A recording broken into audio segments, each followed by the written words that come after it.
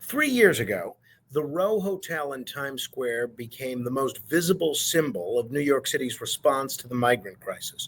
Thousands of people, many of them families fleeing poverty or violence, were put up in one of the city's most expensive neighborhoods at a cost of nearly $200 a night, courtesy of you, the New York City taxpayer. Now, that chapter is coming to a close. The mayor just announced the Row will stop operating as a migrant shelter by next April. On a human level, I'm glad many of these families will now be moving into more stable situations. No one wants to see children sleeping on the street, but we can acknowledge that and still admit this experiment came at a staggering price: billions of dollars, strained city services, and frustration for working New Yorkers who felt like their needs were put last.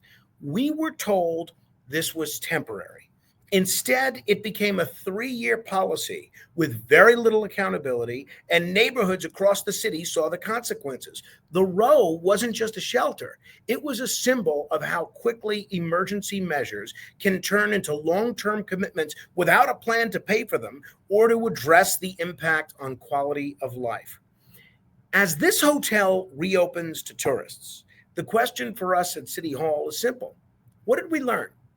We learned that good intentions aren't enough without limits. We learned that if you roll out the red carpet without a clear plan, you risk hurting both the people you're trying to help and the taxpayers footing the bill. And we learned that crises end, but the bills and the consequences don't disappear overnight.